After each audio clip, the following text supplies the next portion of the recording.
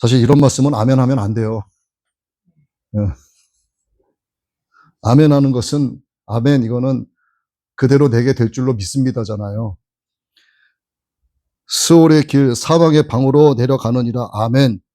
이거 좀 이상하지 않아요? 예, 그러니까 이게 말씀을 딱 읽죠? 생각해야 돼. 이거 아멘 해야 되나 말아야 되나.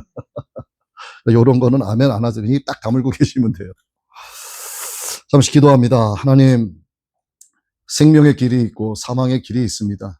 눈에 보이지 않지만 분명 존재하는 그 두 길 위에서 우리는 어디로 가야 할지를 모르고 갈등 속에서 세상의 방법을 찾아 세상의 경험을 기준으로 선택하기도 합니다. 사망의 길임을 알지 못하여 새가 그물에 걸리는 것 같이, 물고기가 그물에 걸리는 것 같이 걸리고 맙니다. 필경 화살이 그 간을 뚫는다고 말씀하십니다. 우리의 선택이 하나님과 연결된 선택, 하나님의 생명으로 이어지는 선택이 될 수 있도록, 그리하여 사망의 길이 아닌 생명의 길로 나아갈 수 있도록 주의 성령께서 앞서 나가시고 인도하여 주옵소서. 예수님 이름으로 기도하옵나이다. 아멘. 미혹하는 자를 따라 나서는 길이 있습니다. 하나님과 연결되지 않은 선택을 하면 결국 미혹하는 자를 따라서 길을 나서게 되는 것과 똑같아요. 사탄이 있어요. 사탄이 있습니다. 그리고 그 사탄의 소위 부하들이 있어요. 보이지 않지만. 자, 사탄의 부하들 중에서 가장 조무래기들이 있겠죠. 사탄의 부하들 가운데 가장 조무래기들, 가장 밑에 계급. 걔네는 어떤 애들이냐 하면 그냥 유혹하는 애들이에요. 돈에 빠지게 하고 막 세상길로 가게 만들고 싶어하는 마음 갖게 하고 아주 기초적인 단계에서 사람을 유혹하고 넘어지게 만드는 거. 이게 사탄의 조무래기들이 하는 일입니다. 아주 하위 계급. 사탄의 밑에 부하들 중에서 조금 직급이 있는 애들이 있어요. 걔네들은 어떤 애들일까? 조금 이상하게 들릴 수도 있겠지만 성경을 가르치는 자들 가운데 그런 자들이 많아요. 성경을 가르치는 자들. 이를테면 저 같은 자들 가운데 사탄의 부하들 가운데 어느 정도 직급이 좀 있는 그런 것들이 성경을 가르치는 자의 속에 들어와서 성경을 살짝 돌려서 왜곡해서 잘못 가르치게 만들고 해석 잘못하고 그래서 잘못 받아들이게 만드는 거. 그런 일을 많이 합니다. 예수님 계실 당시에 바리새인들, 이스라엘 백성들이 바리새인을 보면 굉장히 위대한 사람들이었어요. 성경을 가르칩니다. 회당의 사람들이 모이게 되면 말씀을 두루마리를 딱 뽑아요. 그리고 두루마리를 쫙 펴가지고 쭉 읽습니다. 그러면 사람들이 다 듣죠. 그 두루마리를 돌돌돌 말아 다시 딱 넣어요. 그리고 이 두루마리에 대한 강해가 시작이 됩니다. 기준은 예수 그리스도 십자가 복음이 아니라 율법이었잖아요. 모세 오경에 기록되어 있는 하나님의 율법, 율례, 계명을 기준으로 해서 가르쳤단 말이에요. 그런데 예수님께서 오셨어요. 그리고 다니시면서 하나님 나라의 복음, 예수 그리스도의 십자가 복음, 죽음, 그리고 부활, 이것에 대해서 계속해서 몸으로도 보여주시고 말씀으로도 가르쳐 주셨습니다.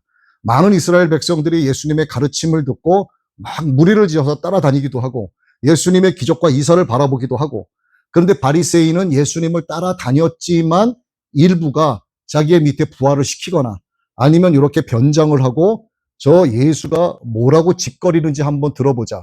그 꼬투리 잡기 위해서. 그리고 예수님을 향해서, 예수님을 따라다니는 추종자들을 향해서 예수는 이단이다. 이렇게 그릇되게 가르치는 거예요. 그러니까 예수님이 잘못된 거고 자기네들이 가르치는 율법이 맞다 이렇게 가르치는 거예요. 이들이 가르치는 율법이 틀린 것은 아닙니다. 그런데 이들은 율법을 이용해서 발람의 길을 간 거예요. 발람의 길 아시죠? 발람이 왜 죄인인지를 아시잖아요. 하나님의 말씀을 팔아서 자기의 유익을 은근히 챙기는 거. 이걸 다 발람의 길을 간다 이렇게 받아들이시면 되는 거예요. 자, 오늘 우리가 읽은 이 잠언 7장의 말씀을 한번 이렇게 은혜를 나눠봅니다. 그래서 제가 사전에 이러한 이야기를 먼저 좀 이렇게 기본으로 좀 깔아놨던 거예요. 사람은 어리석어요. 그래서 이것이 필경 사망의 길임에도 불구하고 그것이 사망의 길인 줄을 알지 못합니다. 왜 그러냐 하면 자기 욕심에 이끌려서 가기 때문에 그래요.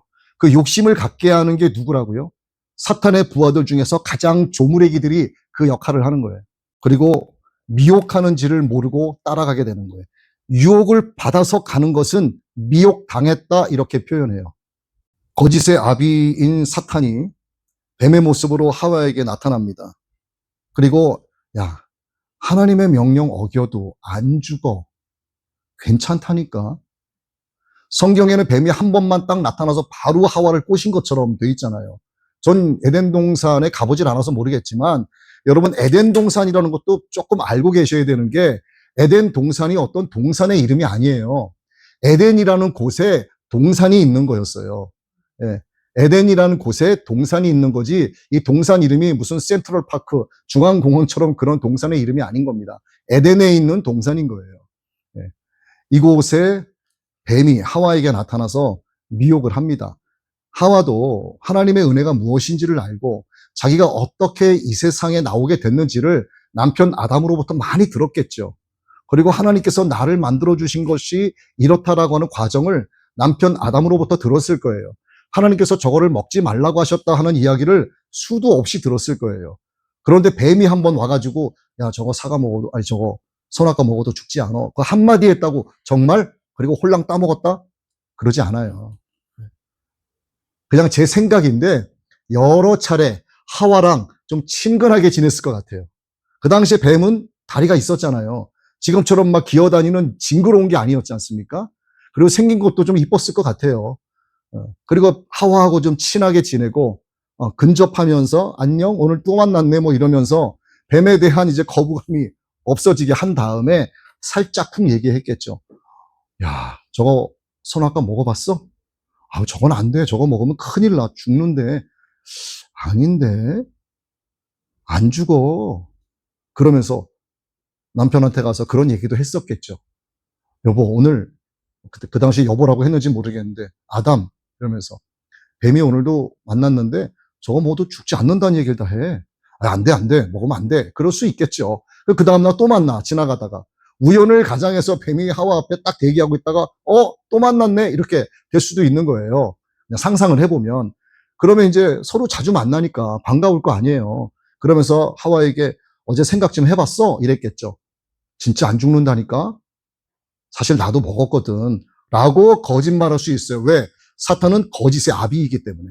안 먹었는데도 먹었다고 할 수 있는 거야. 먹어봤어. 멀쩡하잖아. 야, 하나님이 왜 그거 먹지 말라고 했겠냐? 이유가 있지 않겠어? 어? 하나님처럼 눈이 밝아지기 때문에 하나님처럼 될 것 같아서 하나님은 못 먹게 하는 거야. 먹어봐, 진짜야. 친해지니까, 그런가? 이러면서 유혹하는 거예요. 하와는 남편으로부터 선악과에 대한 결과를 하나님으로부터 직접 듣지 않고 간접적으로 들은 거예요. 하와는 남편에게 들은 거예요. 남편 아담은 하나님으로부터 들었고, 그러니까 간접적으로 들었으니까 하나님으로부터 들은 것만큼 리얼하지가 않은 겁니다. 자기에게는. 그래서 뱀이 그것을 알고 아담에게 안 가고 하와에게 간 거예요. 그래서 하나님의 명령을 왜곡하기에 이릅니다. 결국 하나님처럼 지혜롭게 되고 싶고 하나님처럼 눈이 밝아지고 싶어서 유혹을 따르게 됩니다. 아담은 먹는 날에는 반드시 죽게 된다라고 하는 하나님의 이 지엄하신 명령을 잘 들었는데도 또 이 아내인 하와의 권유에 이기지 못해서 결국 아담도 똑같은 죄악에 동참을 하게 됩니다. 행위 언약이죠. 행위 언약. 이 행위 언약에 따라서 그 후손인 온 인류에게 결국 사망을 가져오게 됩니다. 모든 생물을 다스릴 수 있는 사명은 받았지만 그 과정에서 하나님의 절대적인 도우심이 필요하고 또 먼지에 불과한 인간이 갖고 있는 그 의지마저 약하기 때문에 결국 곧잘 유혹하는 자를 따라서 미혹의 길을 가는 경우가 많습니다. 오늘 우리가 살고 있는 이 시대를 봐도 알지 않습니까? 85억 명, 86억 명가량 되는 인구 가운데 과연 나 예수님 믿어라고 말할 수 있는 사람이 몇이나 있겠으며 그렇게 말할 수 있는 사람 가운데 예수님께서 마지막 때에 내가 믿음을 보겠느냐 하신 예수님이 원하시고 예수님이 합당하게 여기시는 믿음을 가진 사람이 과연 그 믿는 자들 가운데 몇 퍼센트나 있겠느냐? 정말 별로 없어요. 그렇게 되면 결국 미혹하는 자를 따라서 죽음의 길로 끌려가는 것과 같은 겁니다. 사람은 자신의 연약함을 솔직하게 인정을 하고 하나님을 의지해서 도움을 얻어야 돼요. 하나님의 도우심이 없으면 사탄의 입장에서는 가장 조물애기, 영적인 가장 조물에게 사탄의 부하들이지만 인간보다 그것들이 강합니다. 하나님이 없는 인간들보다 그것들이 강해요. 그리고 예수님을 믿는다고 고백하는 자들보다도 이들이 영적으로 강하기 때문에 사람이 자꾸 넘어가는 거예요. 그래서 하나님의 도우심이 없으면 갈 길을 제대로 못 가는 겁니다. 우리 시편 40편 17절 말씀 한번 보겠습니다. 나는 가난하고 궁핍하오나 주께서는 나를 생각하시오니 주는 나의 도움이시오 나를 건지시는 이시라. 나의 하나님이여 지체하지 마소서. 사람은 하나님의 도우심이 없으면 살 수가 없어요.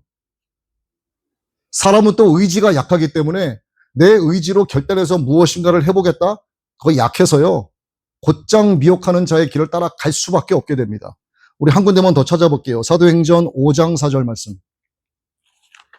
땅이 그대로 있을 때에는 네 땅이 아니며 판 후에도 내 마음대로 할 수가 없더냐. 어찌하여 이 일을 내 마음에 두었느냐. 사람에게 거짓말한 것이 아니요 하나님께로다. 의지가 약한 거예요.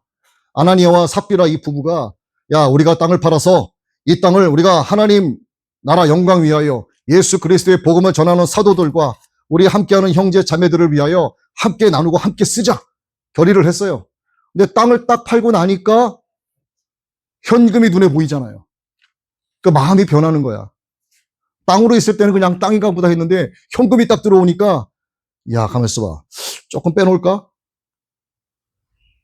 하나님께 드리기로 결단했던 그게 순식간에 변하는 겁니다. 견물생심. 황금을 보니까요 욕심이 생기는 거야. 그래서 살짝 쿵 빼놔. 그리고 갖다 바치는 거예요. 근데 베드로가 뭐라고 합니까? 팔지 않았을 때도 네 것이고 팔아서도 네 것인데 너희가 쓸 거 한 50% 떼놓고 갖고 왔다고 이야기한들 아니면 너희 거 한 90% 쓸 일이 있어서 하고 10%만 하나님께 이걸 드리고 함께 쓰기를 원한다고 한들 그건 죄가 아닌데 베드로가 말하는 거는 속였다는 거예요. 속였다는 거. 왜 너희의 쓸 것을 따로 빼놓고 이게 전부라고 성령을 속이느냐. 이게 뭐라고요? 사람의 의지가 약하기 때문에 자꾸 흔들리는 거예요. 그래서 인간의 의지를 갖고 신앙생활을 하겠다? 안 됩니다. 반드시 유혹되고요. 미혹의 길로 갈 수밖에 없어요. 하나님의 도우심을 의지해야만 살아갈 수가 있습니다. 시편 우리가 함께 읽은 40편 17절의 말씀. 하나님만이 나의 도움이시오. 이것이 여러분의 입에서 늘 되뇌어져야 한다는 거죠. 두 번째는 또 정욕을 따라가게 돼요. 사탄의 조물의 길들 가운데 하나는 정욕의 길로 가게 하는 거예요. 그러니까 이 얘네들이 이 아주 하나님 믿는 이 자녀들을 잡아 이렇게 살살살 밑에서 흔드는 겁니다. 인격적이신 하나님. 하나님은 인간의 인격적인 어떤 서로 간의 관계를 통해서 하나님에 대한 신뢰 그리고 사랑을 표현하기를 원하고 계세요. 우리들에게. 여러분 이 피조 세계, 창조된 세계의 꽃이라고 하면 무엇이 있을 수 있을까요? 꽃. 바로 우리 인간이 하나님이 지으신 피조 세계의 꽃 중에 꽃이에요. 이 꽃이 하늘하늘거리고 산들거리면서 하나님을 찬양해야 되는 겁니다. 그런데 사탄이 불어제끼는 그 세상의 바람에 흔들리는 거예요. 세상 시류에 이렇게 휩쓸려 가는 겁니다.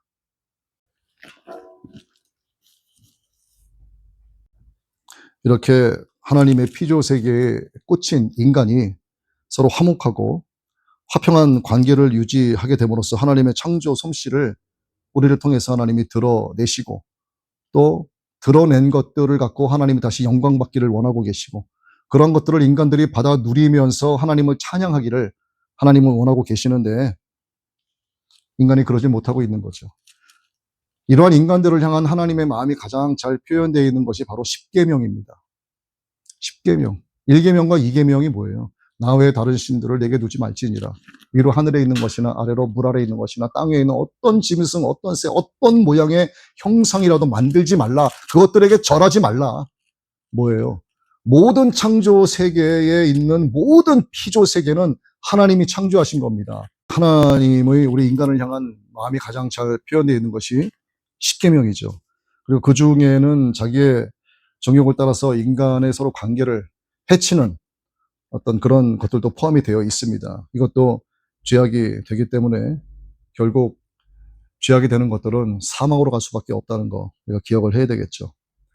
그리고 하나님 보시기에 지혜자는 마땅히 죽음의 길에서 돌이키게 됩니다. 하나님은 어떤 악인이라고 해도 죄악의 길에 머물면서 사망의 길로 가서 그 죽음을 맞이하게 되는 것을 원치 않고 계세요. 어떤 악인이라도 하나님은 돌이키기를 원하고 계십니다.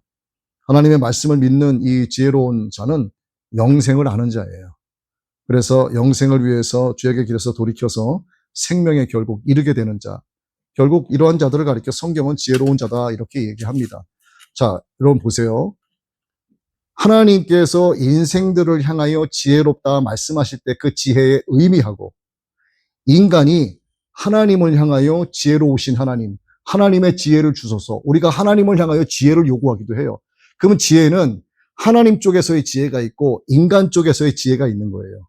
인간 쪽에서의 지혜는 생명의 길을 아는 자예요. 그래서 생명으로 귀결되는 자를 일컬어서 지혜자다 이렇게 이야기해요. 근데 우리가 요구하는 하나님의 지혜는 무엇인가를 생각을 해야 됩니다. 여러분, 우리가 살다 보면 고난을 맞이할 때가 있잖아요. 고난이 우리에게 다가오기 시작을 하고 고난에 엄습된다라고 하는 것을 내가 느끼기 시작을 하면은 갑자기 머리가 하얘집니다. 진퇴양난, 어디로 가야 될지도 모르겠고 어떻게 해야 될지도 모르는 거예요. 그냥 당황스러운 겁니다. 그리고 마음의 안정이 안 돼요.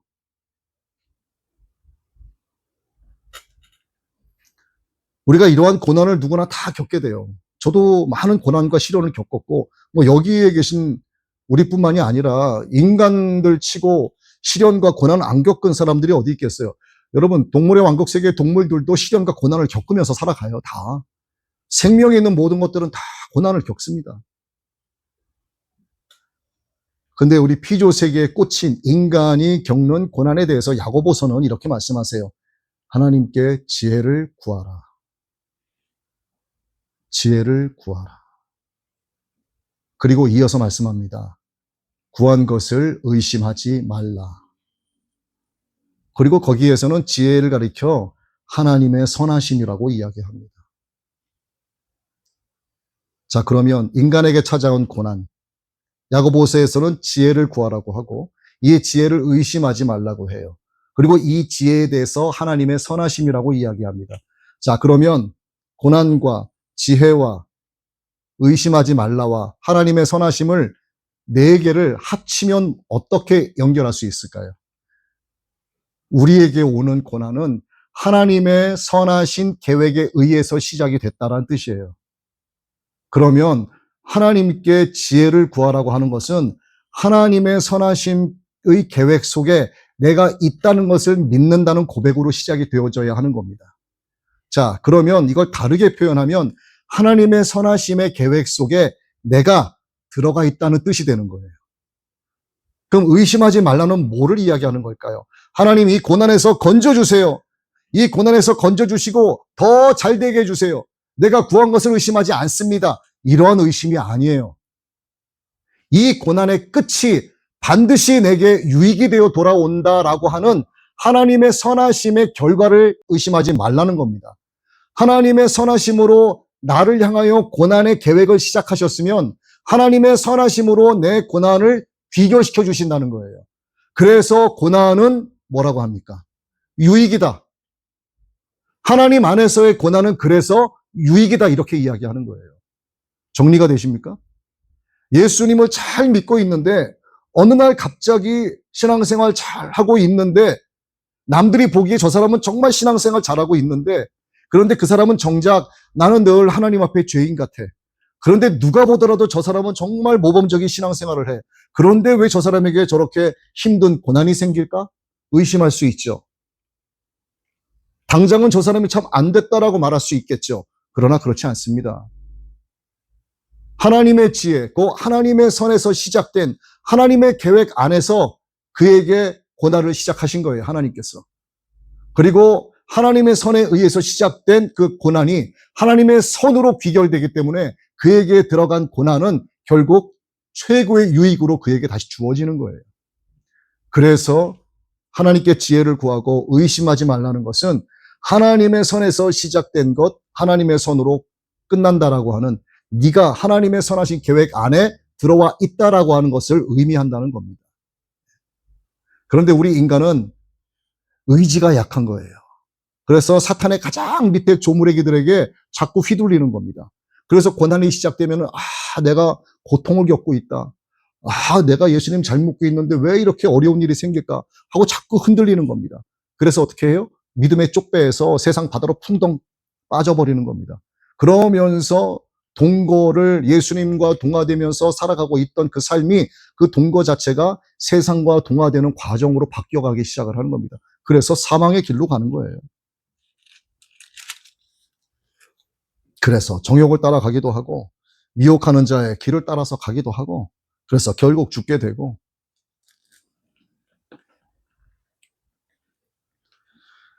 고난, 그러면은 욥의 고난을 말하지 않을 수 없는데, 여러분 욥기서에서 전체에서 우리에게 주시는 교훈이 무엇인 것 같습니까? 고난의 대명사 그러면 욥, 축복의 대명사 그래도 욥이에요. 그럼 욥기서에서 우리에게 주는 단 한 문장의 키워드가 뭐냐고요? 네? 하나님을 바라보는 거. 땡, 그거 아니야. 뭐 그냥 흔히들 그렇게 얘기해요. 의인도 고난 받을 수 있다. 고난 받아도 하나님 바라보면 하나님이 축복 주신다. 뭐 그냥 일반적으로들 그렇게 이야기해요. 그리고 하나님이 우리를 향하여 침묵하시는 그 시간에도 하나님은 우리를 향한 주권을 행사하고 계신다. 이렇게 말씀하시는 분들도 계세요. 옳은 말씀이에요. 그런데 성경은 결국 누구를 향하고 있다고요? 성경 전체는 누구를 향하고 있다고요? 네? 예수님을 향하고 있는 거야. 그럼 욥기서를 통해서 하나님은 예수 그리스도를 자꾸 드러내고 계시는 겁니다. 욥기서 안에는요 바리새인들이 등장을 해요. 바리새인이란 말이 안 나와요. 근데 욥기서에는 바리새인이 나와요. 그리고 예수 그리스도가 등장합니다.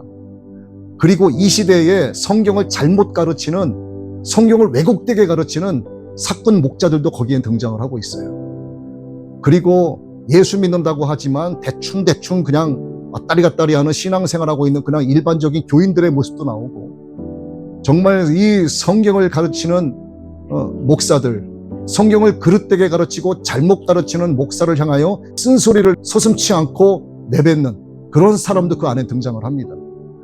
욥기에 대해서 그냥 인간의 고난으로 바라보고, 고난을 그래도 불평불만하지 않고 참았더니 하나님이 복을 주시더라, 이걸로만 해석을 하는 것은 굉장히 단순한 거예요. 욥기서에 대해서. 오늘 말씀과 조금 연결이 되기 때문에 제가 욥기서에 대해서 약간 맛만 이렇게 말씀을 드렸는데, 어쨌든 인간이 넘어지는 것은요 사탄의 가장 조무래기들로부터 유혹당해서 미혹의 길을 가면서 넘어지기 시작을 하는 거예요. 여기에 넘어지지 않으면 그 다음은 사탄은 또 넘어지게 합니다. 그 윗선에서 성경을 잘못 가르치고 왜곡되게 가르치는 자의 입을 통해서 성경을 배우게 되면 이 사람이 성경을 왜곡된 눈으로 바라보게 돼요. 그러나 나는 잘 보는 걸로 착각을 하는 겁니다. 결과적으로는 잘못된 거예요. 그래서 여러분 7장 말씀 21절 시작되는 말씀이 이거죠. 여러 가지 고운 말로 유혹하며 입술에 홀리는 말로 꿰므로. 이게 사탄의 조무래기가 야 놀자 먹자 술 마셔 이리 와, 이러한 것도 유혹하는 거지만 성경을 잘못 가르치는 것도요 여러 가지 고운 말로 유혹하고 입술에 홀리는 말로 꿰는 것과 똑같은 겁니다. 이 세상은요 전쟁터예요. 여러분 러시아 우크라이나 전쟁하고 있잖아요. 막 드론으로 쫓아가서 죽이고 자폭하고 이러잖아요. 근데 우리도 지금 총이 안 보이고 칼만 안 보이고 빗발치는 총알이 안 보일 뿐이지 우리도 지금 영적 전쟁 속에 있는 거예요. 이 영적 전쟁은 내 육신이 끝나기까지는 나에게서 멈춰지지 않습니다. 이 전쟁은 지금도 계속되고 있어요. 이 전쟁에서 승리하기 위해서는 하나님의 말씀이 내 안에 온전하게 자리 잡혀야 돼요. 하나님의 말씀으로 전신 갑주가 입혀져야 돼요. 성령의 좌우에 날이 바짝 선 검으로 사탄 원수 마귀들과 내가 싸워 이긴다라고 하는 마음이 늘 나에게 있어야 됩니다. 이 하와가 하나님이 남편 아담에게 직접적으로 말씀하신 대로 생명의 나무의 생명나무의 열매를 먹으면서 그 안에서 하나님과 함께 교제하고 거닐면서 또 생명의 교제를 나누었다면 선악과 이까짓 거 먹지 않았을 거예요. 그러나 그러지 않았던 겁니다. 뱀은 한 번만 등장하지만 뱀이 그렇게 머리 나쁜 애가 아니거든요. 사탄이. 여러 번 마주치고 여러 번 안면 튼 거예요. 그리고 서로 반갑게. 자, 말씀을 정리합니다. 미혹하는 자를 따라 나서는 거, 또 정욕의 길을 가는 거, 그 가운데에서도 하나님 보시기에 우리 인간들 사이에서의 이 지혜자는 이 사망의 길에서 돌이키는 거. 그러기 위해서는 여러분들이 영의 귀가 정말 열려져야 돼요. 여러분 기도하실 때 영의 귀를 열어달라고 기도하셔야 돼요. 그래서 들려지는 하나님의 말씀이 내 안에서 온전하게 딱 자리가 잡혀야지만 믿음이 쑥쑥쑥쑥 자라는 겁니다. 그렇게 해서 여러분 생명으로 귀결되는 인생의 종착점 꼭 맞이하게 되시기를 예수님의 이름으로 축복합니다.